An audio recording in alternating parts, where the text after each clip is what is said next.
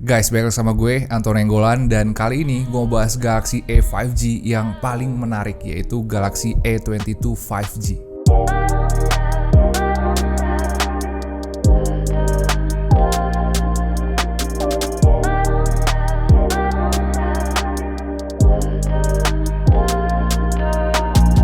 Bulan lalu hampir semua brand udah ngeluarin entry level 5G-nya guys, dan gue udah beli empat-empatnya soalnya gue pengen ngebandingin semuanya. Kemarin gue udah bahas Realme 8 5G dan juga Poco M3 Pro 5G, dan kali ini gue mau bahas yang punyanya Samsung, yaitu Galaxy A22 5G. Nah, kemarin sebenarnya gue gak kebagian pre-ordernya guys, soalnya jatah pre-ordernya itu habisnya cepet banget. Jadi kemarin gue beli HP ini dari toko HP online, tapi untungnya gue dapat warna yang gue mau, yaitu warna violet, dan ini adalah versi RAM 6GB dan ROM 128GB. Pas buka boxnya ternyata isinya super simple guys. Dalamnya tuh ada HP-nya, si Galaxy A22 5G, terus ada kertas-kertas dari box kecilnya, ada charger adaptive fast charging yang outputnya 15W, dan ada kabel USB Type-C. Jadi ya, isinya ini bener-bener minimalis, bahkan di sini nggak ada case juga guys. Tapi kalau kemarin gue kebagian pre-ordernya, harusnya paketnya jadi lebih seru sih, soalnya kemarin kan ada bonus Galaxy Fit yang harganya itu sekitar 400.000. Dan ya, gue dicobain HP-nya guys, dan sejauh ini experience yang gue dapet hampir sama dengan entry level 5G yang lain. Tapi itu justru bagus, soalnya ini harganya nggak jauh beda, speknya setara, dan ini Samsung. Satu hal yang langsung muncul di otak gue pas pegang HP ini adalah dia mirip banget dengan Samsung Galaxy S72 yang kemarin gue review. Soalnya back covernya tuh mirip banget,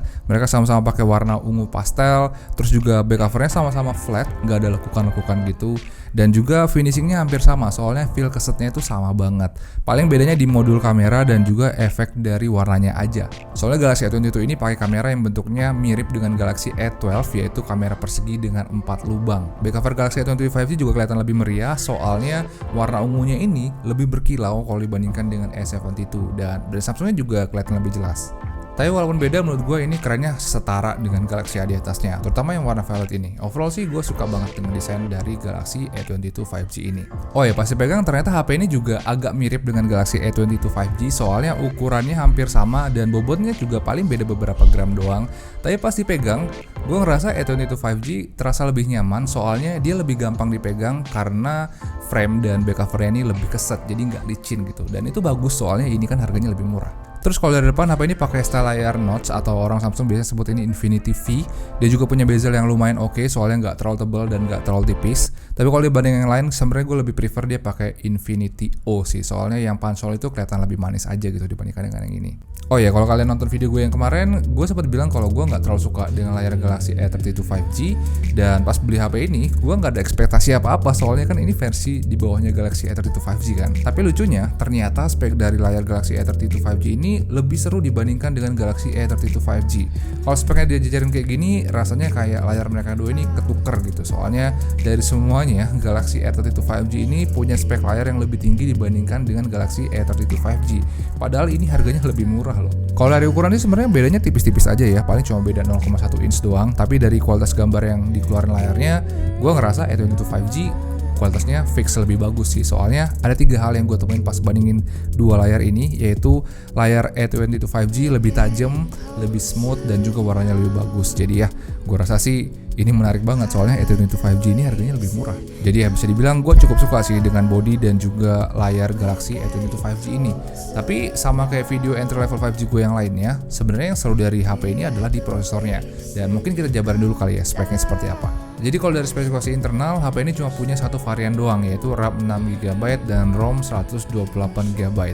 Terus untuk UI-nya sendiri dia pakai One UI Core 3.1 dan Android 11, dan prosesornya sendiri yang dipakai adalah Dimensity 700. Dan Dimensity 700 ini sekarang lagi populer banget guys, soalnya ini sering banget dipakai oleh HP-HP yang brandnya terkenal jualan spek, karena dia punya punya price performance yang bagus banget. Kemarin gue udah cek Antutunya juga guys, dan nilai Antutunya ini ternyata udah 300 ribuan, dan ini udah mendekati Galaxy S72 dan juga M62, dan itu seru banget soalnya yang ini harganya 3 juta, yang itu harganya hampir 6 juta. Tadi gue juga udah install beberapa game di HP ini. Gue udah install Mobile Legends, Genshin Impact, dan juga PUBG Mobile. Dan opsi grafis yang ditawarkan ternyata cukup tinggi. Nah, kalau untuk game PUBG Mobile sendiri dia udah bisa main di settingan grafis smooth ultra, dan sama kayak HP Samsung yang lain, kalau main di Mobile Legends dia cuma bisa main di settingan high dan high refresh rate. Padahal di HP lain ada yang udah sampai ultra high refresh rate loh. Dan ini kayaknya sih Muntun ada masalah sama Samsung sih, soalnya opsi grafis tertingginya nggak dibukain di semua HP Samsung. Tapi overall gua rasa HP ini udah cukup menjanjikan untuk nge-game, soalnya nilai Antutu dan opsi grafis yang dibawa udah termasuk tinggi. Selain performanya, yang ngebuat Dimensity 700 ini lebih seru adalah dia punya jaringan yang lebih luas karena dia udah support jaringan 5G, dan itu seru banget apalagi sekarang 5G udah depan mata guys, soalnya hampir semua provider sekarang lagi ngembangin jaringan ini. Lagi dan lagi, gue mau bilang kalau penting gak pentingnya 5G itu tergantung dengan planning kalian ke depan. Gue rasa mungkin sekarang banyak yang anggap ini gak penting, terutama buat teman-teman yang ada di daerah, soalnya seperti kalian tahu, jaringan 5G sekarang baru bisa dinikmatin di beberapa area kecil di kota-kota besar doang. Tapi sama seperti yang gue bilang kemarin, kalau kalian rencana pakai HP ini untuk jangka panjang, let's say 2 atau 3 tahun ke depan dan kalian tinggal di kota, support jaringan 5G ini wajib banget untuk dipertimbangkan, karena kalau kalian tiba-tiba dapat akses untuk jaringan itu, minimal kalian nggak perlu ganti HP lagi, dan gue rasa emang tujuan dari HP ini adalah untuk ke situ. Oke, berikutnya kita lanjut ke baterainya. Jadi HP ini punya kapasitas baterai yang lumayan, yaitu di 5000 mAh, kapasitas yang memang tipe standar untuk zaman sekarang. Kemarin gue udah cobain 2 HP dengan baterai, layar, dan prosesor yang sama, dan mereka semuanya punya daya tahan baterai yang gila. Jadi kemungkinan HP ini juga bakal punya nasib yang sama. Terus untuk chargernya sendiri cukup standar guys, dia pakai adaptive fast charging yang outputnya ini 15 watt, dan tadi gue juga udah ngecas untuk HP ini, tadi sempat lowbat dan gue cas, ternyata dia butuh waktu sekitar 60 menit untuk ngecas dari 2% ke 50% dan butuh 128 menit untuk ngecas dari 2% ke 100%. Jadi charging speednya menurut gue udah lumayan. Next, kita lanjut ke kameranya. Kalau dari spek dia pakai kamera 48 megapiksel dan punya 2 kamera tambahan, yaitu 5 megapiksel ultra wide dan 2 megapiksel depth. Untuk video dia bisa record sampai 2K 30 fps, sedangkan untuk kamera depannya resolusinya cukup kecil, yaitu cuma 8 megapiksel. Kalau dari spek gue rasa ini lumayan banget ya, soalnya dia punya kamera ultra wide dan videonya bisa record sampai resolusi 2K 30 fps, sedangkan yang lain kan paling cuma Full HD doang. Dan tadi gue juga udah sempet ambil foto dan video dari HP ini, mungkin kalian bisa nilai aja dari beberapa contohnya kira-kira ini cocok nggak dengan kalian.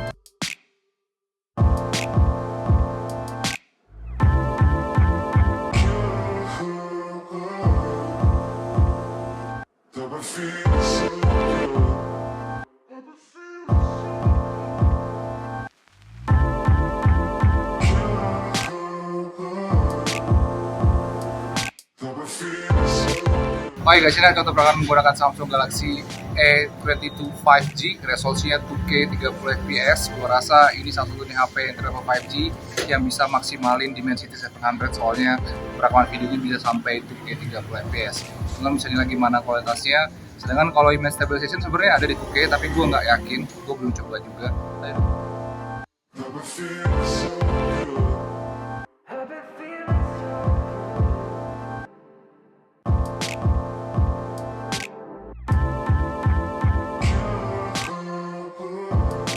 Terus untuk fitur-fitur lainnya sejauh ini fiturnya cukup standar. Dia punya triple SIM slot, punya side fingerprint scanner, dia juga punya jack audio dan single speaker. Dan kalau di bagian atas kita lihat di sini dia juga udah support Dolby Atmos. Dan selebihnya gua rasa ini sama-sama aja dengan Galaxy A21. Intinya sih dari fitur nggak ada yang terlalu spesial dari HP ini. Kemarin HP ini gue beli dengan harga 3,2 juta untuk varian 6GB 128GB. Sayang banget gue kemarin gak kebagian pre-order, padahal kalau kebagian mungkin gue bisa dapat bonus-bonus yang bisa gue jual lagi ke depannya. Untuk harga segitu gue cukup salut sih dengan apa yang dibawa, karena ini ngebuat Galaxy A22 5G bisa banget diadu dengan entry level 5G dari brand-brand lain.